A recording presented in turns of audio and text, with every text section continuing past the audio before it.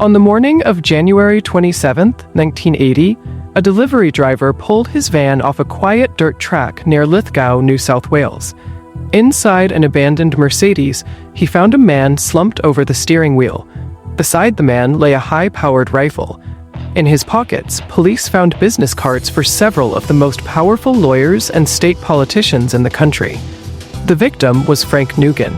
He was the co-founder of the Nugan Hand Bank, an institution that managed investments for suburban doctors, farmers, and small business owners across Sydney.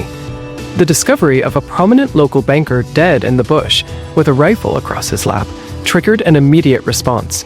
Within days, the quiet unease among his clients erupted into outright panic. Depositors who had trusted the bank with their life savings rushed to withdraw their funds. The bank's offices were flooded with demands for cash, but the vaults were largely empty. There simply was not enough money to go around. This ledger represents the missing assets. When investigators forced the institution into liquidation and cracked open the books, they found missing files, shredded documents, and a massive gap. Approximately $50 million, equivalent to several hundred million today, was completely unaccounted for. As the shortfall became clear, attention turned to the bank's surviving American co-founder, Michael Hand. Instead of assisting the liquidators, Hand spent the weeks following Nugan's death frantically destroying records and making urgent phone calls. Soon after, Hand himself disappeared without a trace. To comprehend how $50 million and a prominent banking executive can vanish entirely from the public record, we have to look closely at the unusual organization they built together. Frank Nugan came from a wealthy family of fruit importers in Griffith. He was a local lawyer with a taste for expensive cars and risky ventures. His partner arrived in Australia with a very different resume. Michael Hand was a decorated U.S. Green Beret and a Vietnam veteran. He had served in the Military Assistance Command's Studies and Observations Group, a unit that ran covert cross-border operations into Laos and Cambodia. In 1973, the two men opened the Nugan Hand Bank in Sydney. From the outside, it looked exactly like any other modest merchant bank, eager to take advantage of Australia's deregulating financial sector.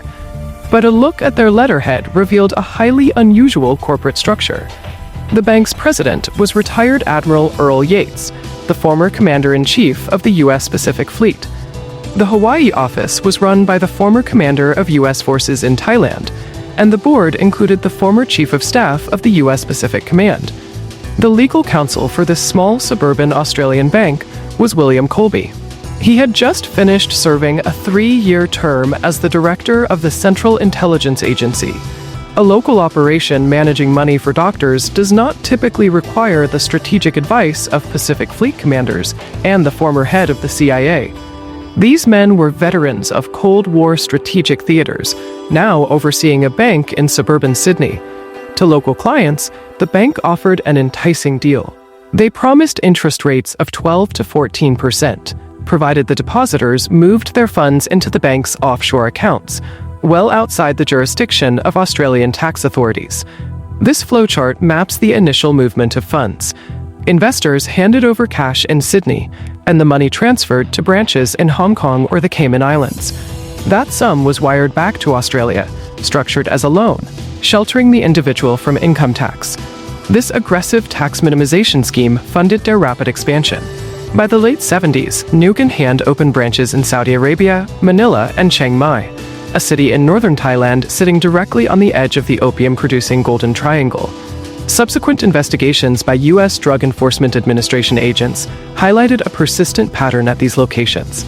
Massive, undocumented cash deposits were moving through the bank's Southeast Asian network, closely mirroring the flow of regional heroin proceeds. A banking network built on absolute secrecy, moving funds across multiple opaque jurisdictions, is efficient for wealthy locals dodging taxes. It is equally efficient for international syndicates and intelligence agencies who need to move money off the books. By the end of 1979, the internal ledger was collapsing. The bank had funneled millions of dollars into commercial ventures owned by Frank Nugan. None of those entities were generating the returns needed to pay the money back. External auditors started demanding clear documentation for the offshore accounts. Simultaneously, senior employees within the Sydney office began raising alarms about the empty vaults and unrecoverable debts. Frank Nugan was trapped between hostile auditors, panicking depositors, and a multi-million-dollar deficit he could no longer hide. That immense pressure ended on the dirt track outside Lithgow.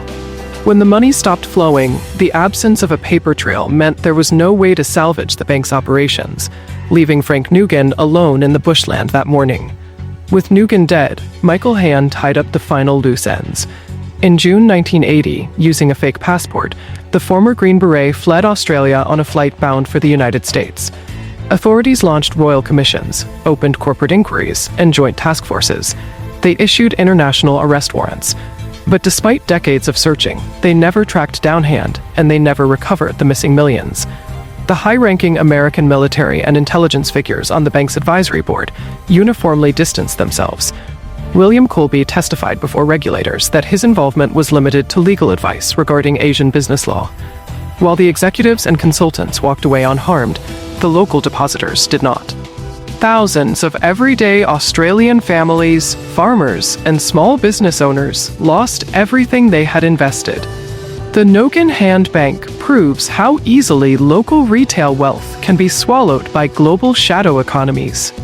If you design a financial institution specifically to hide sensitive secrets, it becomes possible to make the architects, the ledgers, and the money disappear entirely.